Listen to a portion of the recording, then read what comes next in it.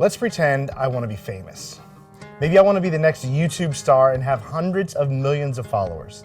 I'd have to come up with some really good content, play a video game. Maybe not, but I'd have to come up with some good content. I'd have connections with other major YouTube stars. I'd have to figure out the right platform and create some really cool designs. I'd have to sit down and develop a plan.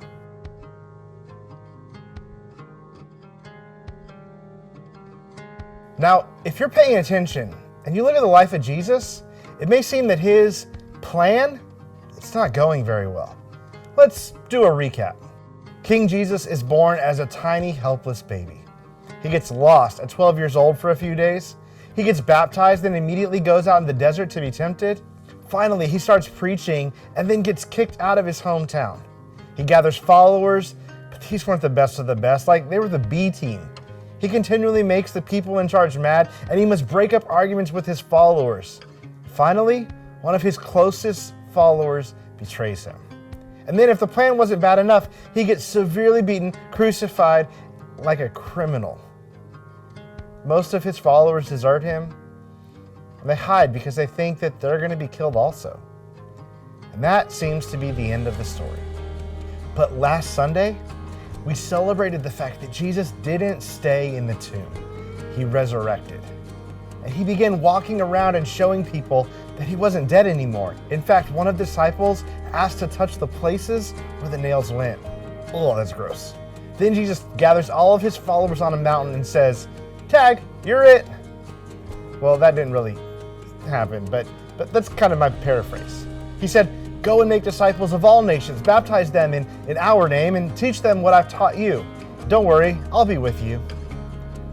And then he leaves. That's the plan. So if you're a disciple, Jesus leaves, what are you thinking?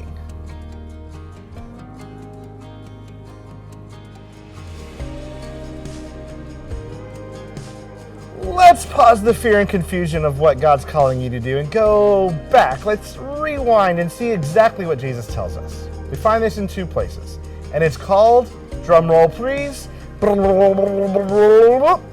Great Commission. So let's break that down.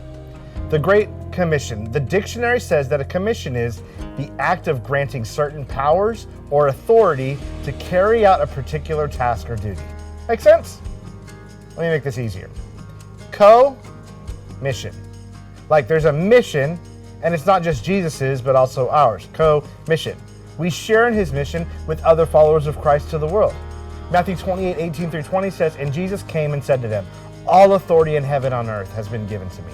Therefore, go and make disciples of all nations, baptizing them in the name of the Father, the Son, and the Holy Spirit, teaching them to observe all that I've commanded you. And behold, I am with you always to the end of the age.'" So, what is this mission? Well, the mission is to share the good news. And what's the good news? Well, that Jesus came to fix the problem of sin that you and I created by giving his life in our place.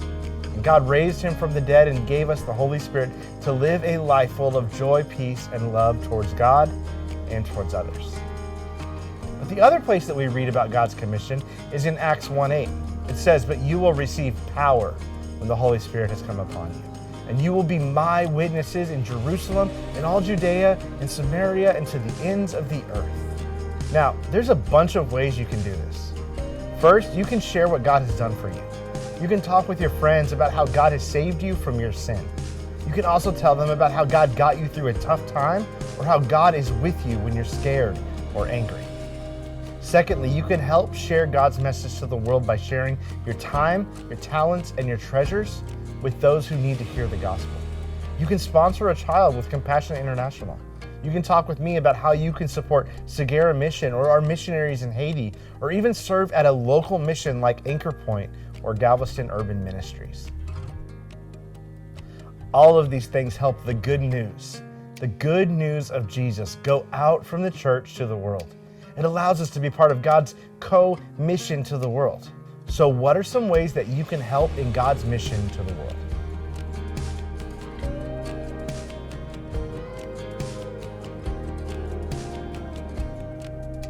So you guys remember Paul, right? That's right, Paul, Saul, Well, in one of the many letters he wrote, he says, "Pray also for me, that words may be given to me in opening my mouth boldly to proclaim the mystery of the gospel, for which I am an ambassador in chains, that I may declare it boldly as I ought to speak." Paul saw it as his main purpose in life to tell others about the goodness, the faithfulness, the mercy that God has shown through the sacrifice and resurrection of Jesus. The Great Commission helps us to remember that Jesus and the Holy Spirit will empower us to share that mission and that message with the world.